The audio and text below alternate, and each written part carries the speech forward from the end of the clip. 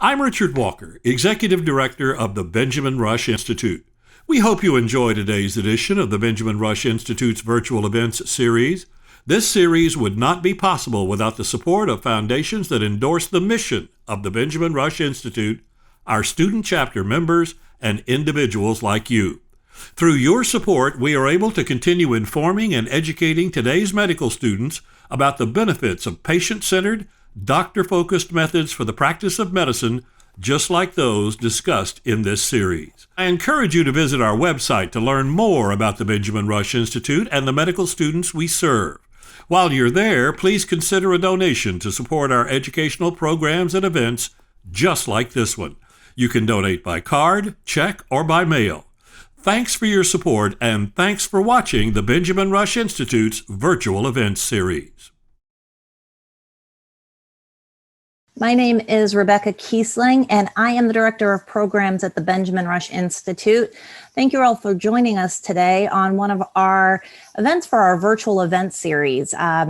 If you are a first-time joiner of our series, we started this live series in response to the COVID-19 pandemic. Up until then, all of our events were on our medical school chapters. At their schools, but when medical schools closed down because of the pandemic, we moved to this virtual environment pretty seamlessly because we had been live streaming a number of our chapter events. We've had such a great response to it, and we've had such wonderful speakers that we decided to keep it going. All of our schools are still having events only virtually. So this is more to supplement those events, and it's not to take the place, because our schools are holding events and they're doing rather well. Some of you are joining us we have people from all over the country. We have a number of medical students. We have chapters that are live streaming this. We have physicians, current physicians. We also have a number of supporters. So thank you all for joining us today. If you are not familiar with the Benjamin Rush Institute, we're a national organization whose mission is pretty simple. We educate medical students on free market healthcare, alternatives that they're just not getting in medical school. We're trying to make sure that they get a full, well-rounded education and understand that big government, big business, big pharmaceutical companies aren't always the best way to ensure that the doctor-patient relationship, which is the most important thing in healthcare, is going to be put first and foremost. I'm excited about today's speaker, who I came across near accidentally. In the United States, the authority to regulate medical professionals lies within the states, which is great. To practice within a state, clinicians have to obtain a license from that state's government. State statutes dictate the standards for licensing and disciplining medical professionals. They also list the tasks to which clinicians are allowed to perform. There is a view that state licensing of medical professionals assures quality, but there's another argument that says that the way that medical licensing currently is raises barriers to entry, makes healthcare more expensive and less accessible. There's institutional oversight. There's a big network of private accrediting and certification organizations who are motivated by the need to protect reputations and avoid liability. The COVID pandemic has seen some of these licensing regulations suspended. Is that for better or is that for worse? And will they come back? And if they do, in what form? There are a lot of questions around medical licensing, and we are so thrilled to have one of the world's leading scholars on the effects of occupational regulation joining us today. Dr. Edward Timmons is a professor of economics and the director of the NE Center for the Study of Occupational Regulation at the St. Francis University. His research has been published in the Journal of Law and Economics, the British Journal of Industrial Relations, the Journal of Labor Research, and the European Journal of Comparative Economics. He's published several policy pieces for our friends at the Mercatus Center, and has also contributed several op-eds to U.S. News and World Report, USA Today, and the Tampa Bay Times. His research has been cited in other scholarly journals the popular press, and by the White House.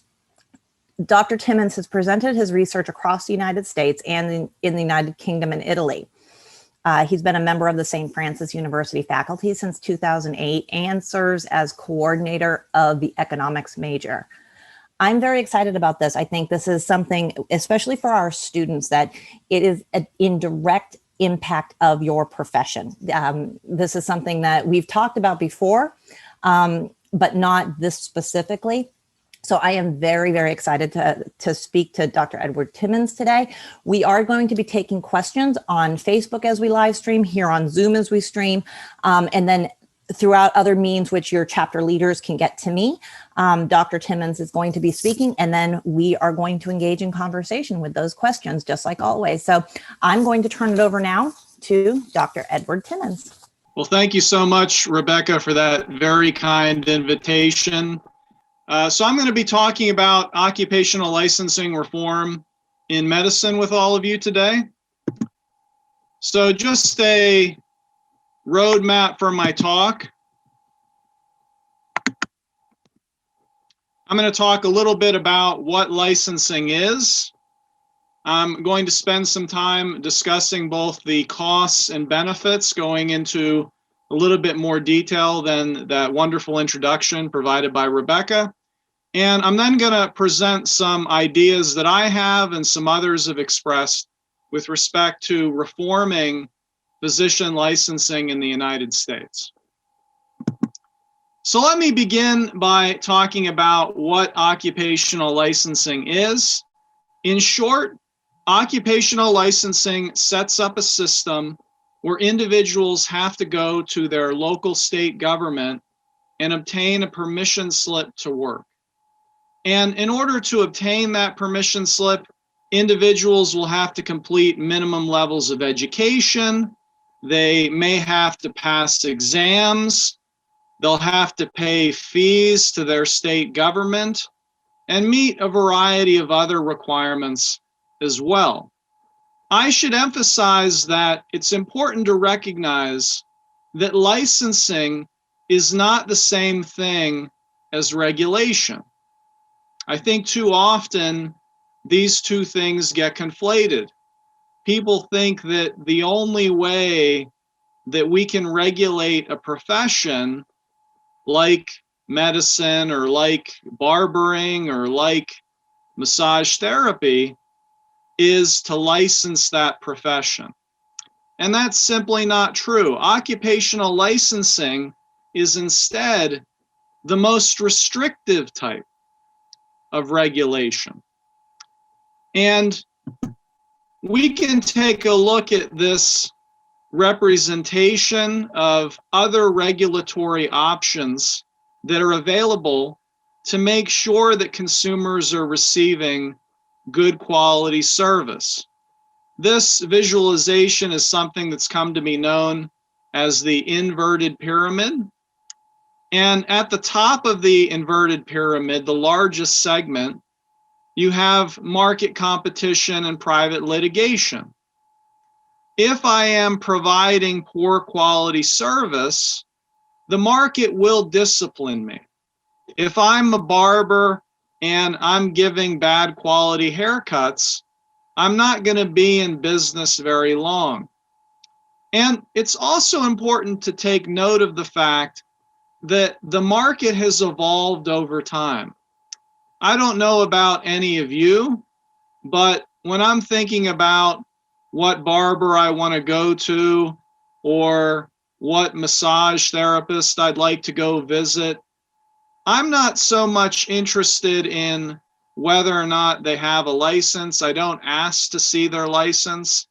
What I do is I go on to the internet and I look at places like Google or Facebook, and I can find a wealth of information at my fingertips about the reputation of service providers.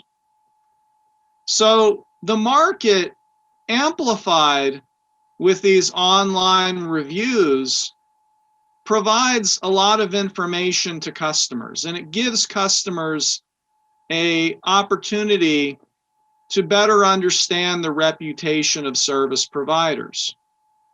And there's a whole host of other regulatory options. There's Deceptive Trade Practice Acts. At restaurants, licensing is not used. Chefs, wait staff, these are not licensed workers. So how is it that these restaurants provide good quality service? Well, of course, the market does discipline bad quality restaurants, but also there is a system of random inspections that's used. And if a establishment is dirty, they potentially face sanctions if they're unable to comply with cleanliness regulations. If I'm concerned about liability, if I hire a tree trimmer to cut back my tree, and unfortunately the tree falls the wrong way and there's damage to my neighbor's property, well, there's bonding and insurance. And of course, malpractice insurance, and there's lots of debate about malpractice insurance, but malpractice insurance is another check in the provision of medicine in the United States. There's also registration. This would protect consumers if there's a fly-by-night provider. The government would collect the name and the contact information for the provider, and that way consumers have some recourse for those types of service providers. There's also certification. So if I'm looking to find a good quality mechanic, again, I'd probably look for online reviews. I'd speak to my friends. You know, there's lots of information that's available, but there's also a system of private certification that allows me to know that that mechanic has completed some bare minimum amount of education and training. So the point being is that there are a host of other regulatory options, and I'm going to talk more about all of those other regulatory options, and Rebecca alluded to them in the introduction, that we see in the practice of medicine. This graph right here has become famous in the licensing literature. It's sometimes dubbed the Kleiner cross. What it shows is it shows the trajectory for the fraction of the workforce that's unionized. That's the red line in the graph, and the fraction of the workers that are licensed in the United States. And as you can see, as unionization has declined almost exclusively in the private sector, occupational licensing has expanded. In the 1950s, about 5% of workers in the United States were licensed. Today, the latest reading that we have is that occupational licensing is affecting directly more than 20%. So we've moved from 5% to more like 1 in 5 workers that are licensed in the United States. Where do we see licensing? Well, there's a number of occupations that are universally licensed, like physicians and nurses, as well as barbers and cosmetologists. These are professions that are licensed in every single state in the United States. There's also heavily licensed occupations like athletic trainers and massage therapists. There's a handful of states that don't license massage therapists at the state level, like California, Vermont, and Kansas. Then there are a couple of occupations that are only licensed in a couple of states. Florists are licensed in Louisiana, and they are the only state in the United States that requires florists to obtain a license. Interior designers now are licensed in Louisiana, Nevada, and Washington, D.C. So only 2 states in the District of Columbia currently license interior designers. It's been estimated that as many as 1,100 occupations are licensed in at least one state in the United States. Some other important aspects of licensing. We observe this phenomenon of occupational licensing creep. So what I mean by that is that the definition of what you're permitted to do as a licensed professional can expand and become more generalized. A very high-profile example of this is what's transpired with hair braiding. Cosmetologists have asked to have their scope of practice expanded in some cases to any instance where you're touching a client's hair. So things like shampooing or hair braiding or blow drying could potentially require a service provider to obtain a cosmetologist license. And that cosmetologist license could potentially take somebody as long as 2,000 hours to obtain. And much of that training will have nothing to do with the provision of hair braiding or shampooing. Another phenomenon that we've observed is occupational licensing ratcheting. And the graph that I provided here is by in a paper by Kai and Kleiner. And it shows the trajectory for the educational requirements for physical therapists in the United States. In 1990, most physical therapists had a bachelor's degree. That began to change 10 years later with more and more states requiring physical therapists to get a master's degree. And now, of course, physical therapists are required to get a doctorate degree. And we've seen similar examples of ratcheting, for example, in accounting with the transition to a 150-hour rule, requiring aspiring CPAs to complete 150 college hours of courses rather than 120 hours. So now that we have a little bit better understanding of what occupational licensing is all about, what do we know about its effects? Well, the late, great Milton Friedman and George Stigler argued that occupational licensing primarily serves as a barrier to entry. What we mean by that is that occupational licensing, by setting these bare minimum and sometimes arbitrary entry requirements, restricts entry into the profession. Using basic supply and demand terms, the supply curve shifts to the left. There are fewer providers as a result of occupational licensing. There's another school of thought on occupational licensing, that occupational licensing might enhance the human capital of the service providers or potentially provide information that consumers wouldn't necessarily have access to. But regardless, what's important to recognize is that occupational licensing has consequences. There are costs associated with implementing occupational licensing.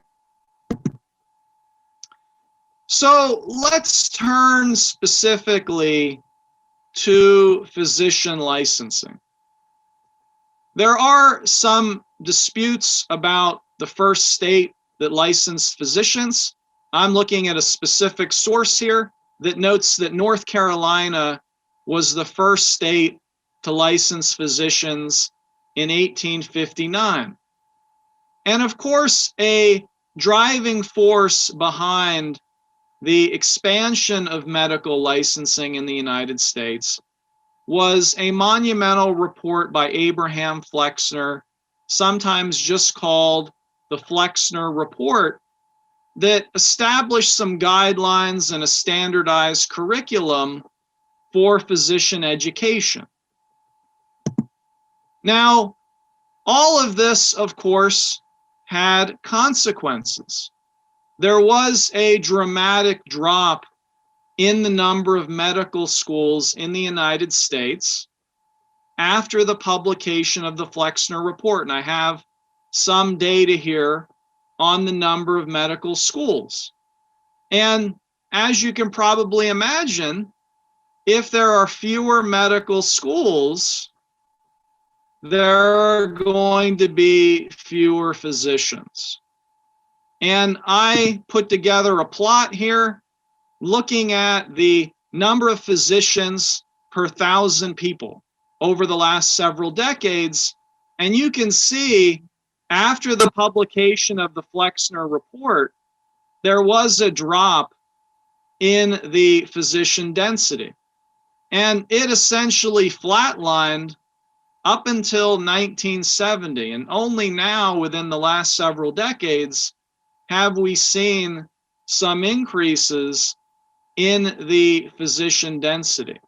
So I'm very glad that all of you are choosing to pursue this profession. We need you. Look at how the United States compares to other OECD countries. This is a little bit older. This is from 2017. But you can see in the United States, there are about 2.6 physicians per 1,000 people. In other countries, Austria is more than or exactly double of the United States. And nearly every other OECD country has a higher physician density than we do.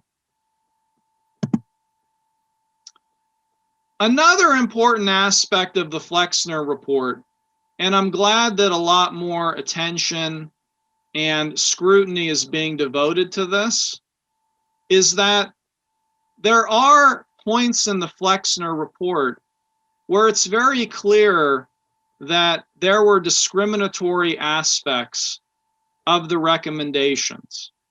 So this is a direct quote that Black physicians should be trained in hygiene rather than surgery, that Black physicians should just be sanitarians, that they should protect whites. So clearly, there were not good motives here with respect to many aspects of the Flexner Report. And I showed that decline in the number of medical schools. Well, the vast majority of Black medical schools, unfortunately, were forced to close following the publication of the Flexner Report. So there's no doubt been some restrictions on diversity in the medical profession brought about by the spread of occupational licensing in the profession. Now, what about the aspiring physicians? Well, I put together a report for the Mercatus Center that was published earlier this month. And what we look at is we look at how student loan borrowing and student loan debt compare for unlicensed individuals and licensed individuals. And what we find is that licensed graduates borrow about 39% more and have more than 40% more in student loan debt. Just to take a closer look at that, most of the discrepancy that we observe is with respect to graduate school borrowing and graduate school debt. So certainly the borrowing and the debt that aspiring physicians have to do in order to complete the requirements for medical licensing are an important component of what we observe here. As you can see, if we compare unlicensed individuals versus licensed individuals in panel B, licensed individuals borrow almost $15,000 more than unlicensed individuals. And they have more than $7,000 in graduate school debt after graduation. So it's important that we understand the costs and consequences that are being borne by this next generation of physicians and by the next generation of many working licensed professionals. So I've talked quite a bit about many of the consequences of licensing, how it hurts the aspiring doctors, and not to mention how it hurts consumers. Consumers will have access to fewer physicians. They're going to have to pay higher prices for medical services. So how might we potentially address some of these challenges? One possibility is that we could shorten the length of medical education in the United States. Right now, it's 8 years. Aspiring students complete a bachelor's degree, and then they complete 4 additional years of medical school. And one has to wonder if that bachelor's degree is really necessary. Are all of the components of that bachelor's degree really important in making sure that physicians are adequately trained? Or is it an arbitrary barrier to enter? Now, you might think I'm crazy. Maybe you just think I'm crazy to begin with, and that's perfectly fine. But if we look at how the United States stacks up to other countries, and I must credit Robert Orr at the Niskanen Center for putting this chart together, you can see that in many other developed countries, the amount of medical training is 6 years, not 8, like it is in the United States. So the United States wouldn't be going out on a limb. It wouldn't be outlandish for the United States to consider trimming the amount of medical education from 8 years to 6. Now, maybe you don't like that, and there would be a lot of opposition. You would have very strong vested interests, like medical schools, like the AMA, who would be very hesitant to enact such a reform. So what else might we do? Well, we might also consider reducing licensing requirements for primary care physicians. If we look at the education requirements, they're standardized. If I want to be in family medicine or a pediatrician, all the way up to brain surgery and heart surgery, the amount of education that I complete in medical school is identical. It's exactly the same. Now, of course, the residencies are of different lengths, starting with 3 years for family medicine and pediatrics, all the way up to 7 years for brain surgery. But that initial education is exactly the same. How do we justify that? And it's important to note that there are a whole host of other private entities, like hospitals, insurers, medical specialty boards, that provide a lot of oversight. It's not as if that once I get my license, I can automatically go and do brain surgery. I have to get operating room privileges. I have to get credentialed by a hospital. And I also have to get board certification. And these are all private entities, private quality mechanisms that are in place in the marketplace to make sure that physicians are adequately trained. As far as the state is concerned, the educational requirements are the same. As far as the state licensing board is concerned, you can go ahead and do brain surgery as a primary care physician. That, there's no law that says that I can't do that, but of course, there's all of these other additional checks that make sure that only qualified brain surgeons are actually providing brain surgery.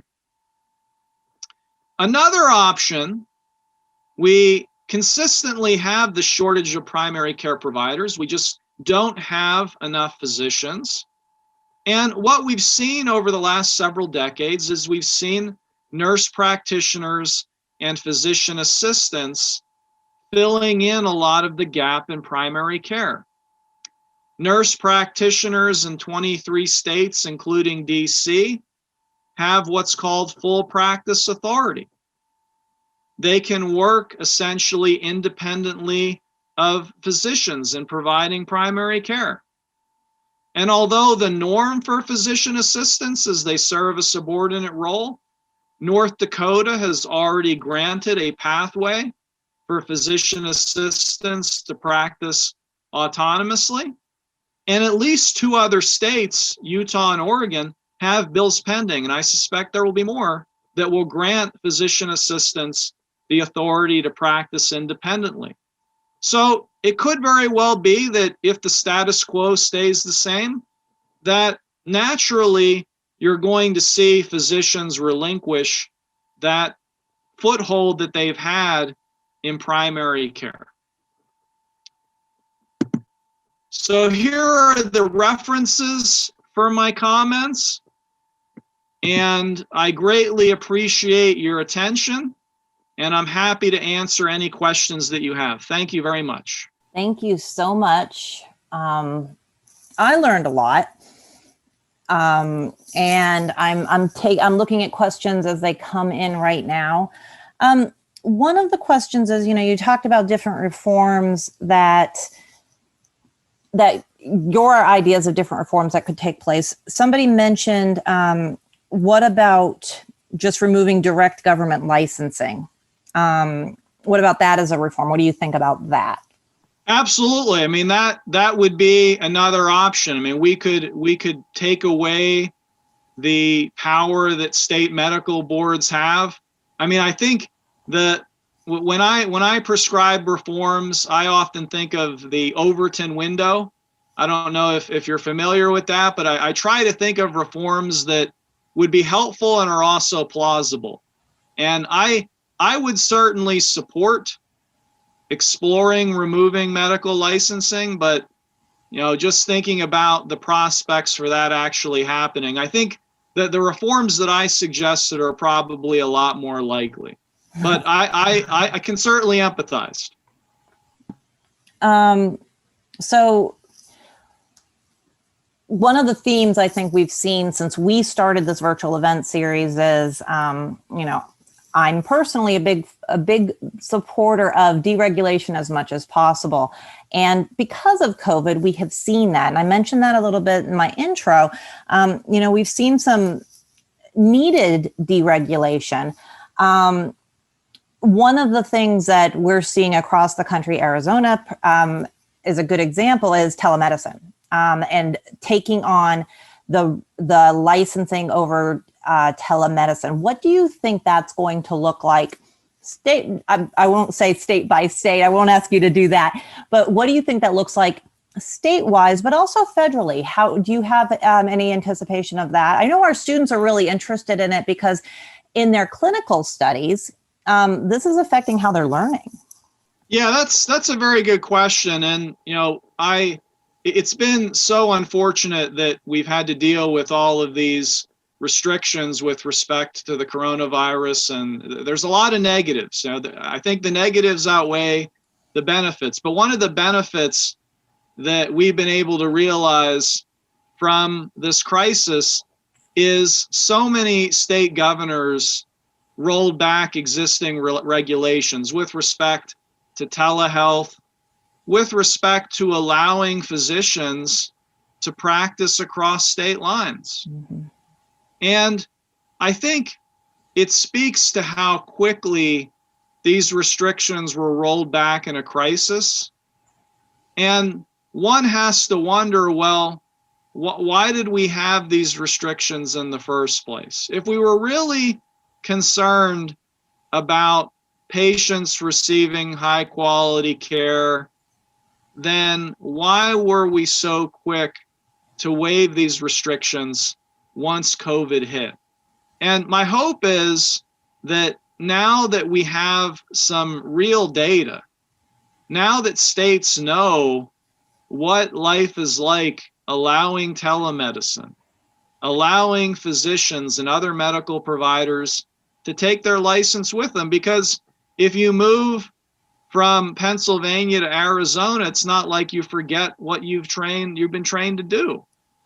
So my hope is that there will be some recognition that these regulations weren't necessary. And we're already starting to see some of that. I think it's probably too early to say, how much of these temporary reforms are going to be permanent. But I'm optimistic. I'm definitely optimistic. I like optimism. I'll take it. In the absence of licensure, what is the necessity for CE, CME, and/or what is the mechanism for enforcement of meeting CE, CME requirements? Well, I mean, the party line for CE requirements is that they maintain continuing competency, right? That you don't forget your skills, that you stay sharp. My own suspicion is that continuing education requirements are often a way to keep part-time providers from participating in the market because it's too costly for them to complete those continuing education requirements.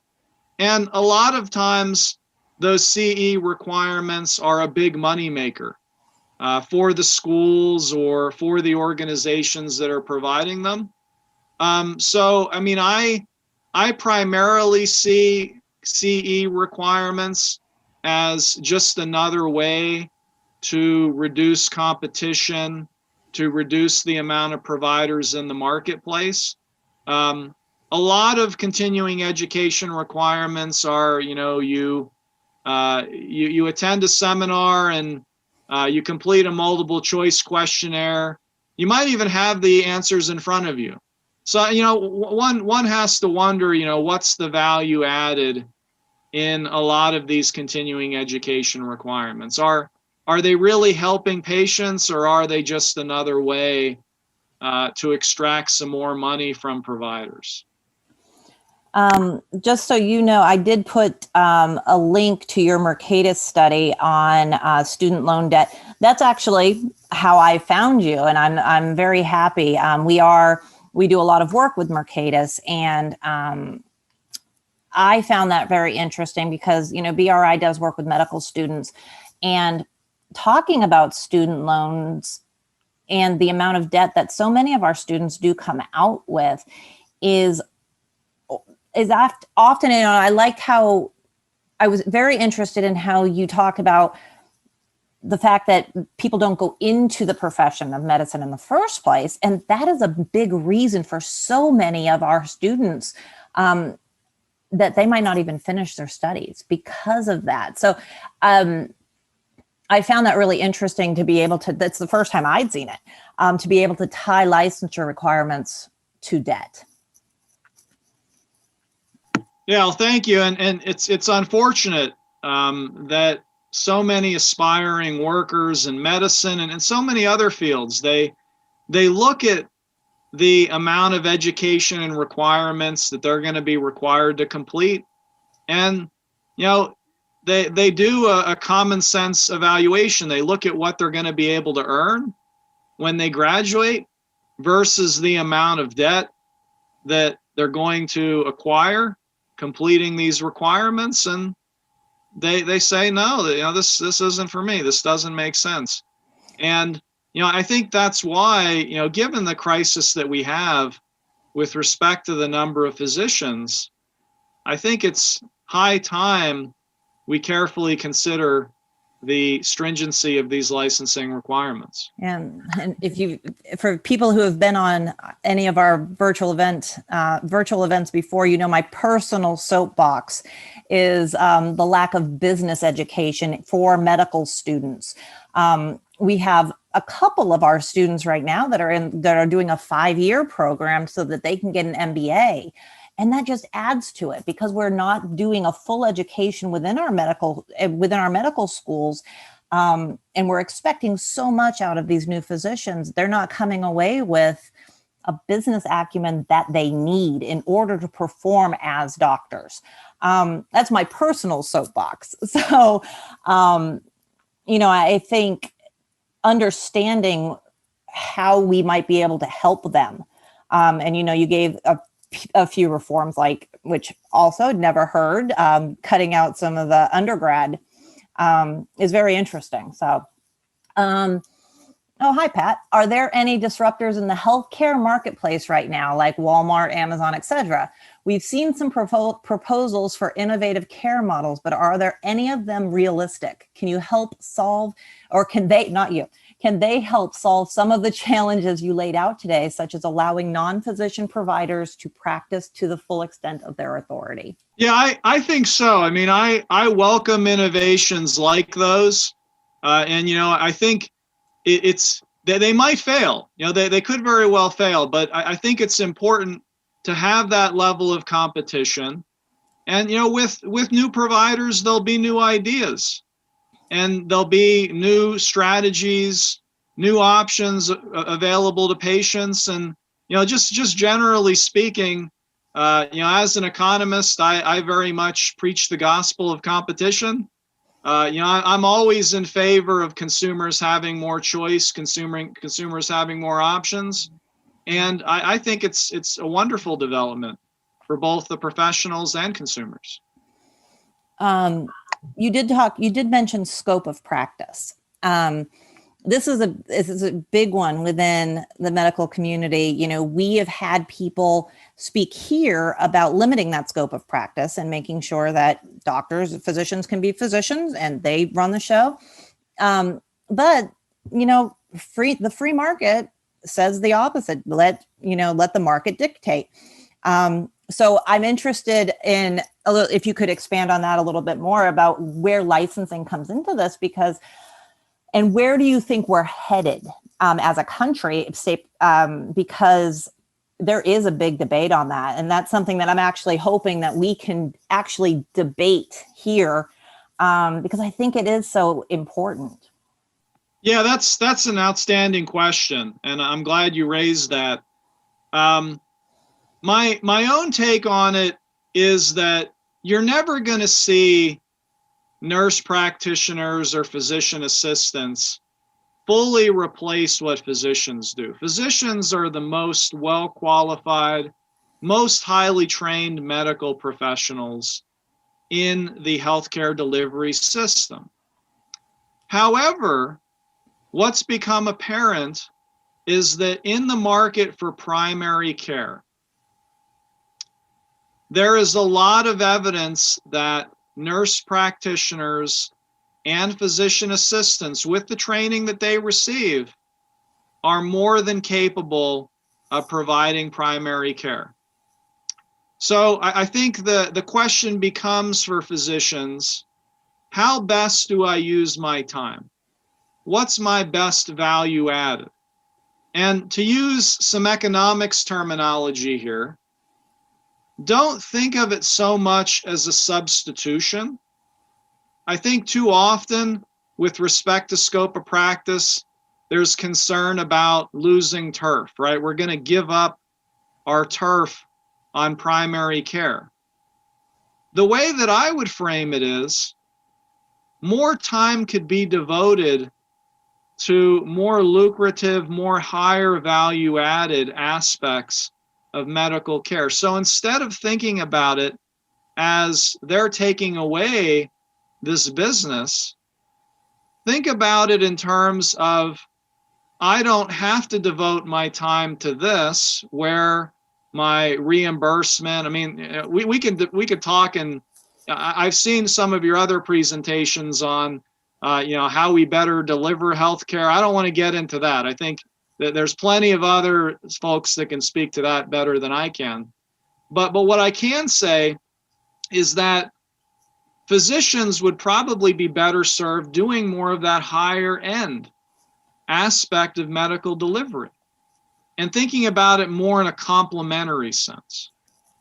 So that's my own take on it. I'll lay all my cards on the table here. I'm a big advocate for allowing nurse practitioners and physician assistants to do what they're trained to do. You're not the only one. There's plenty on both sides, and I think it's really interesting. And I think this is one of the more interesting debates within our own circle, because there are such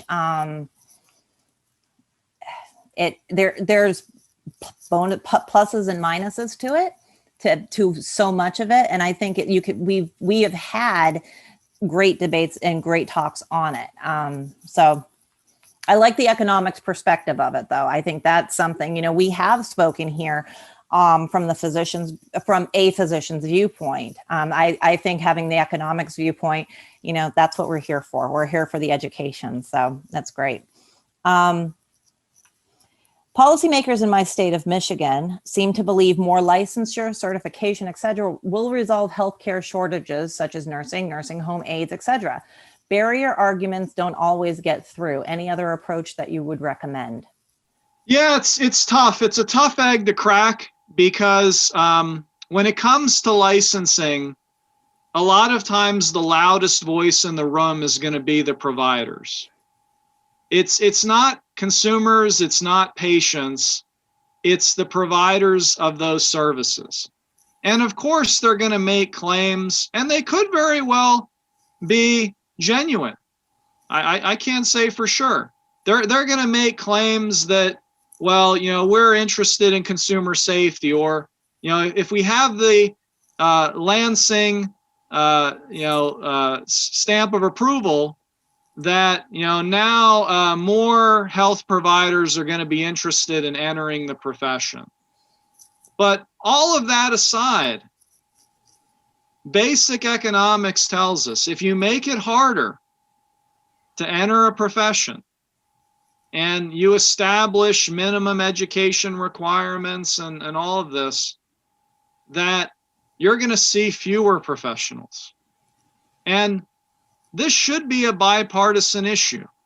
In the summer of 2015, there was a landmark white paper that the Obama administration put out. And you can look into that and look at some of the text, because the Trump administration, right at the tail end of his administration, put out an executive order on occupational licensing. And if you look at those, you could replace Obama, do like a find and replace Obama Trump, and they'd look the same. They'd look the same. So, there is an emerging bipartisan consensus, and President Biden, it remains to be seen, but certainly on the campaign trail, he expressed some interest in occupational licensing reform. So, it's become a bipartisan issue. There's this growing understanding that licensing has consequences, and in many instances, the costs are higher than the benefits. So I'm putting you on the spot because you're the expert. New England Journal of Medicine came out today. Did you see it? It was fortuitous. I saw it. So telemedicine and medical licensure, potential paths for reform today. It only happens. This happened one other time when the transparency regulation came out, and I was talking to Dr. Keith Smith the same day. So this only happens when I'm talking to somebody, just letting you know. So really interesting paper that I read a few hours ago. And they do come up, the three people that wrote it came up with some of the things that you had mentioned, but one of the, oh, thank you for putting that up. Whoever just put up the Obama administration report. That's my good friend and colleague, Alicia Plemons. She's doing some outstanding work on licensing as well. Oh, well, I appreciate that. Thank you so much. I'm going to copy that over, and I will send that out in the follow-up. I'm going to put all of these references out in the follow-up email that everyone will receive. So there's a couple of different reforms that they recommend, specifically talking about how telemedicine can impact. I personally think it's phenomenal when a journal like the New England Journal of Medicine is talking about regulation reform. I'm all about it. I think that is phenomenal for all physicians. I think it's phenomenal probably for what you're doing, your research as well. One of the things that it mentions in here is to have federal licensing, have that be what we're looking at. So instead of having, not just having the state do away with states and just having it specific to a practice or a specialty, but having a federal license. What do you think about that? There's pluses and minuses. I think if we move to a federal license, the mobility question would be solved, right? I mean, you would have that license that would be portable. You wouldn't have to worry about your license following you. On the other hand, my fear with a federal license is you have more consolidation of power with respect to setting these occupational licensing standards. And rather than having to go to lobby the state board for changing licensing requirements, now you would only have to go to the Congress and the Senate. Everything would be happening in Washington, D.C. And my fear would be is that ratcheting that I talked about would get worse. So we would have mobility, and that would be a wonderful thing. But my suspicion and my fear is that with that, we would also have a better ability, a easier ability on the part of the medical association to ratchet up licensing requirements. So that's always my fear with things like compacts as well. There's a medical licensure compact, and other medical professionals have compacts. The mobility aspect is very nice, but I worry that will come with a price of potentially more restrictive licensing requirements in the future. Yep. So that's my own quick take on that.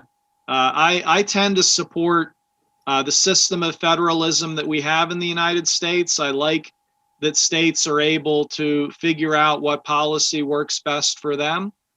And, you can see states experiment. I mentioned those two states. North Dakota has allowed physician assistants, autonomous practice, and a couple other states might. It's nice to have those laboratories of democracy where things can be tried, and if they work, then other states can learn from them. Do you think, I know that you testify all over the place. You're all over the place talking about different, obviously not just medical, not just healthcare, talking about this kind of reform and what's next. Do you talk about medicine and healthcare reform? And is that on the state's minds right now? I know COVID is, but these kind of changes. Yes, and I apologize for my phone going off if you can hear it. It never fails. I turn it down and it always goes off. But I don't talk about physician licensing. I mean, it's just a non-starter. But what I do oftentimes talk about is I talk about the scope of practice of nurse practitioners. I just submitted testimony to Maine. Maine is looking at allowing nurse practitioners to practice independently right after completing licensing requirements. And they wouldn't be the only state to do that. So generally, when I'm testifying before states, I'm talking about scope of practice. I'm talking about broader licensing reforms. Another thing, and I think this is related to COVID, is this idea of universal recognition. Mm-hmm. So, not just for physicians, but for all skilled professionals. If you become licensed as a plumber, or you become licensed as a barber, you can take that license with you. And you don't have to worry about meeting additional requirements or showing that your education is equivalent to this state's education. You can just take your license with you.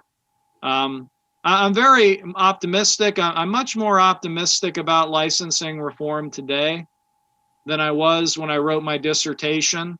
I wrote my dissertation back in 2008, and I've seen the regulatory landscape change, and I've seen a lot more interest in taking a careful look at these laws. So I'm cautiously optimistic. Let me just put it that way. I always try to keep it right at an hour, and I usually ask people to end up what regulations that we've seen that have been put on hold through either through executive order or because of the pandemic or whatever, do you think will stay away, or do you think are going to actually change? I think it's an important question to people that are actually doing what you're doing on a research and an advocacy side. But also, I ask our physicians the same thing because they're practicing. So I'm interested to hear what you say. Yeah, I'm hopeful that a lot of the rollbacks that we've seen with respect to telemedicine and with respect to allowing medical providers to take their credentials with them if they move, my hope is that at the very least that those reforms stick. Because, I think that the typical arguments that get made that, Pennsylvania is different or North Carolina is different, you got to know about North Carolina and yada, yada, yada. I think that specific type of argument doesn't hold water anymore, given the fact that you've had these rollbacks and you've seen that, surprise, surprise, the sky doesn't fall.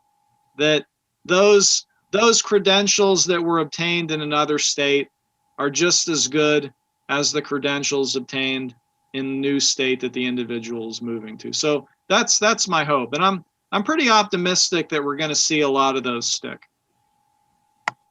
I think that's great, and that's our hope. I think the fact that it feels like we're progressing with on certain pieces. Especially on what you said with telemedicine, with the new administration, I feel is great. Obviously, there have been other things that aren't, that I think we have seen some bumps in the road. And that's kind of to be expected, but that's why we're still educating and hopefully and creating some more advocates out of it. I have learned from finding your from the paper I saw to doing research, learning about the Knee Center for the Study of Occupational Regulation at St. Francis University.